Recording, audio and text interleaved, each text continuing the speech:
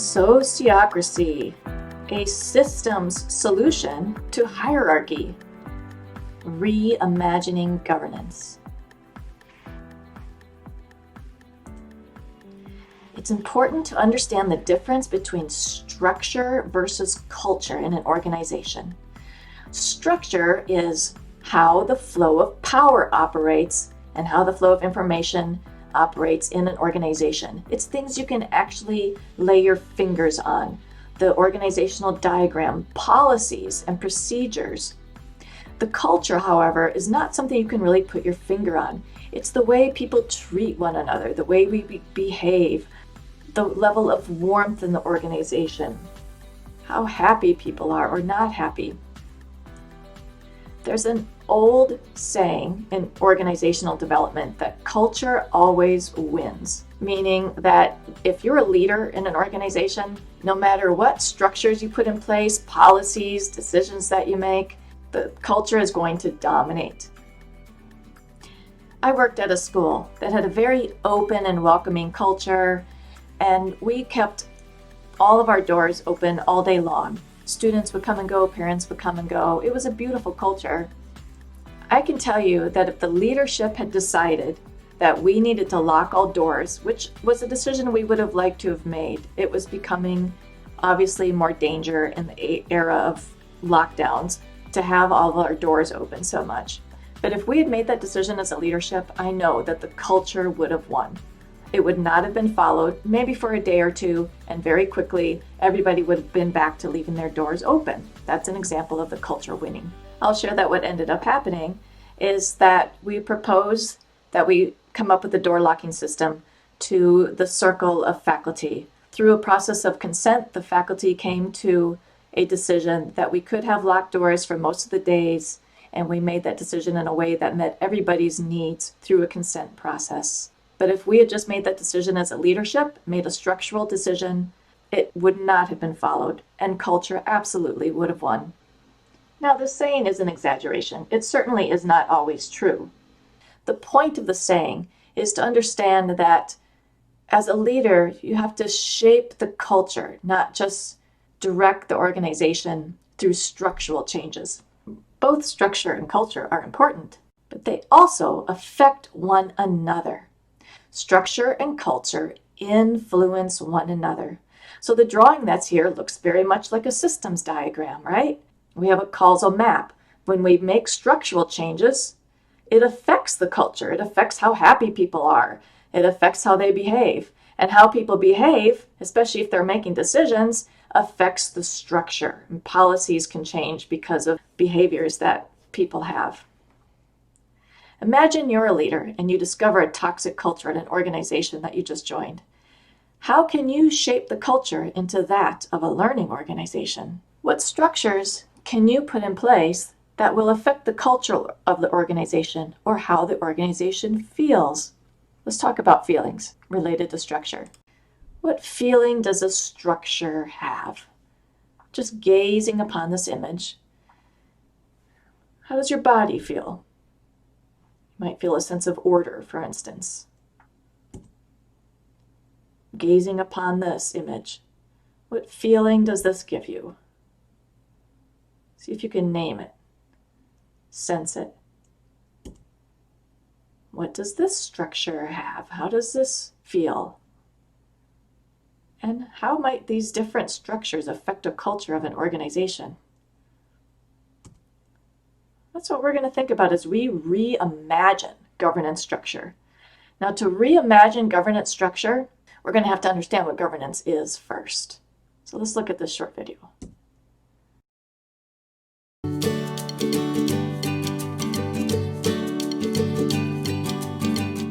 We use governance every day in our families, our organizations, and at our jobs.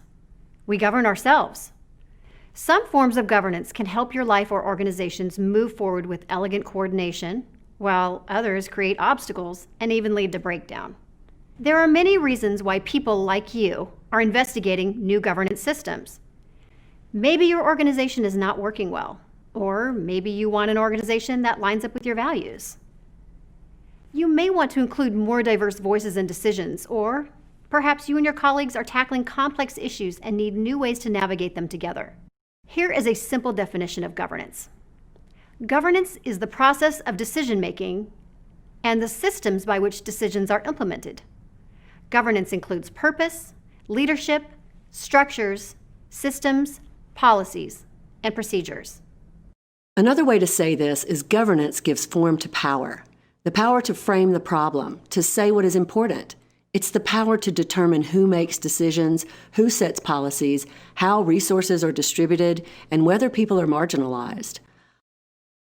All of these acts of power depend on the kind of governance system that is in place, which means governance is a key leverage point for changing systems, because governance is about setting the rules for how we make the rules. By changing governance, we change the dynamics of power. We believe that fundamental change requires a whole different system of governance, one that is more responsive and has built-in feedback loops. A structure that includes the complexity and diversity that exists in our world today. A system that can allow us to relate to each other differently. Governance can come to mean a disciplined approach to prosperity for all. A common fear for leaders who otherwise value participation in diversity is the loss of control. We tend to believe power means control, the power to get others to do what we want. We assume that there is a limited amount of power, and therefore that more power for you means less for me. Another viewpoint is that power is cumulative. More power for you generates more power for all of us to achieve our purpose. Collaborative leaders in a collaborative system invite objections and diversity because they create a process that taps more power and creativity in service to the mission. Many leaders agree with the value of collaboration and diversity, but are at a loss when people actually present opposing points of view. That's where Circle Forward can help.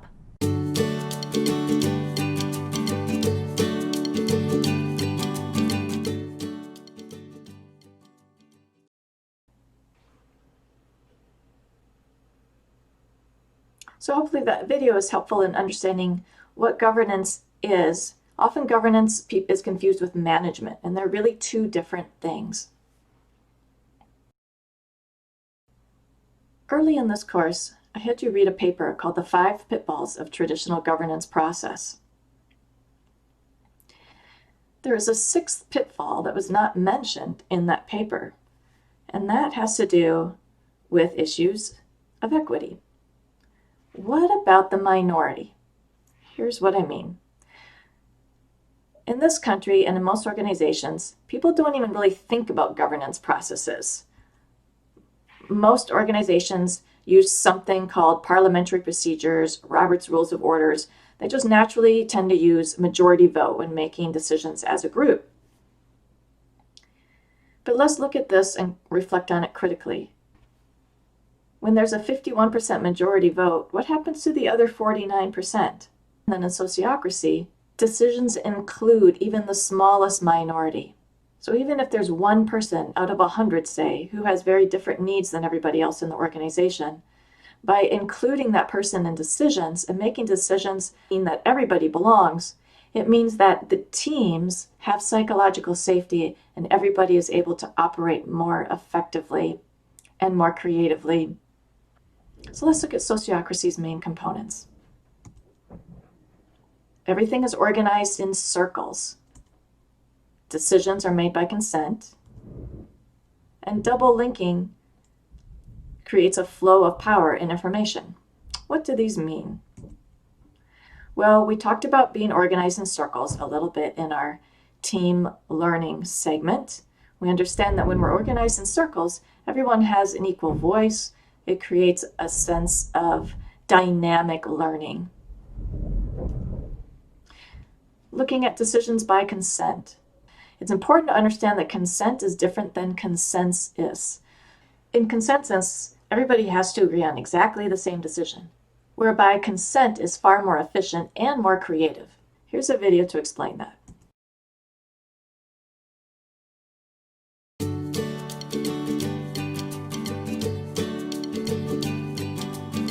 Deciding by consent means decisions are within the range of tolerance of everyone in the group. A range of tolerance includes your preference at the top of the range. Then on either side of your preference are the boundaries of what you can tolerate. Within these boundaries lie the things you can live with, and outside of those lines are the things you cannot live with. Everything within those boundaries is your range of tolerance. You can think of the range of tolerance like a trout in a mountain stream.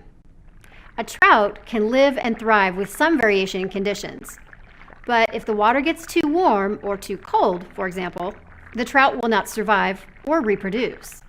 We say the trout cannot tolerate the conditions in the stream.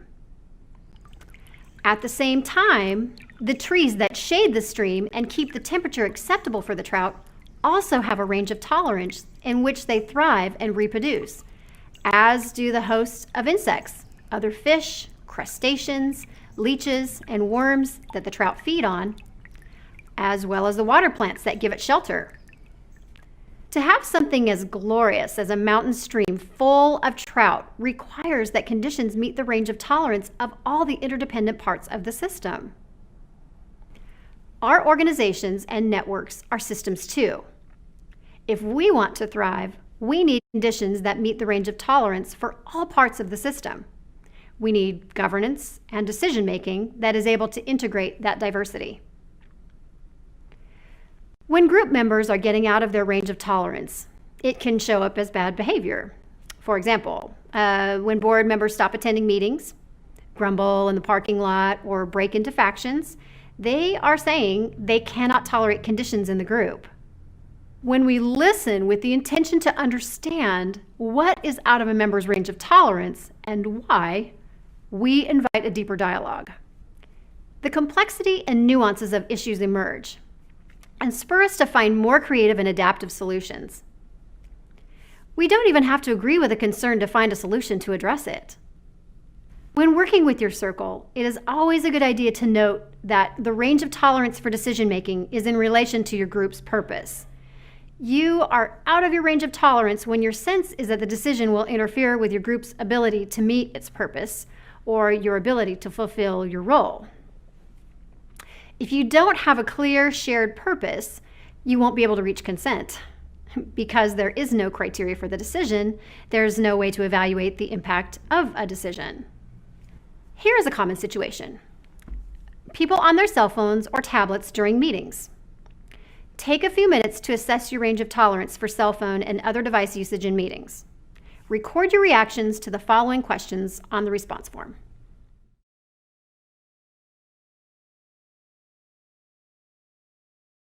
When we teach live classes about range of tolerance, we ask groups to define a policy for device usage as a practice scenario. People have strong preferences. They usually want devices available or do not want them in the room at all. It's an issue that could get very prickly and personal quickly. However, every group has efficiently come up with a policy that gained everyone's consent. They did not debate preferences, look for general agreement, or compromise. They started with a proposal and refined it by respecting each other's tolerances. They sought the conditions that supported their common purpose and each member's role. Every proposed policy has been different, but there have been some common themes. First, everyone I've run across could tolerate devices being on silent or vibrate, as long as they were used for a good reason. Those reasons include being able to receive calls about childcare, emergencies, or urgent work matters, or for taking notes. It turns out, actually, that people have a range of flexibility for each other's needs.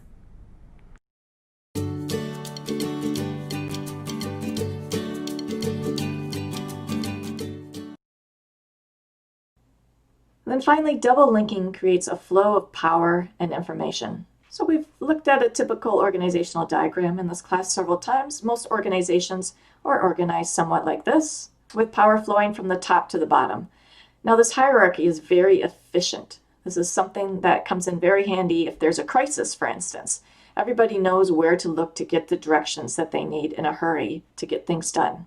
What's not effective about it is the lack of information and flow from the bottom up. So it's not very innovative. It often creates a toxic culture. Speaking of how structures influence culture, it can create a toxic culture because people at the bottom are not being heard. Decisions are being made that don't serve them and don't serve the organization. So how do we resolve this with sociocracy? Well, as mentioned, sociocracy places everybody in circles. So these groups that belong together form circles and meet and make decisions by consent. And then these are the double links. And that's where the magic comes in terms of the flow of power. Where each of these double links are, there's a leader, like let's say from this top circle. Somebody from this top circle represents that top circle in this general circle. But there's also someone from this lower circle that represents everybody else on the top circle. Let me explain this a little bit more so that you see how the power goes both directions. So here's a fairly typical diagram again. You've got your top pointing downward to these different probably management sectors, and each of them points downward. Then we organize these groups into circles. So this segment of the organization has a circle. All of these circles meet, but notice how the circles connect. At first you just see the flow of power from top down with a representative from every higher circle helping make decisions on every lower circle. But with double linking, you also have two representatives on every lower circle who are a part of each higher circle above, making decisions on the circle above him or her. People at these circles each elect a representative that is on these higher circles until you have people going all the way up to the top circle. So you have a flow of power going up, all the yellow arrows, and you have a flow of power also going down. Yet you also have the hierarchy underneath this so that you have that sense of efficiency. So for day-to-day operations, the hierarchy serves the organization well, it's efficient. But when it comes to making governance decisions that affect everyone, double linking and making decisions by consent using sociocracy is more equitable. It's also more creative and dynamic, creating the proper conditions for a learning organization. Now, I don't expect you to completely understand sociocracy after this incredibly quick presentation. I just want to open your mind to the idea that there are other forms of governance structure, something that most people aren't even aware of, and that those structures have a lot to do with the culture of an organization. And part of what happened in the 90s when the idea of the learning organization came about and became popular was people liked the ideas, but they didn't know how to actually make a learning organization. And they were still using all of the old structures. And so things didn't really change that much. Now we can use tools such as sociocracy to change things. So in your assignment, I want you to try to draw a traditional diagram for an organization, put circles on top of it with double links, and it doesn't matter if you do that right or not. You can just sketch it on a piece of paper, take a picture of it, and upload it. I just want you to give it a try. Fail fast and see how it goes, and then write a reflection about it. That's what we do in learning organizations. We give things a try, and we learn from it, and we learn quickly, and we do it with support of one another. That's how we learn.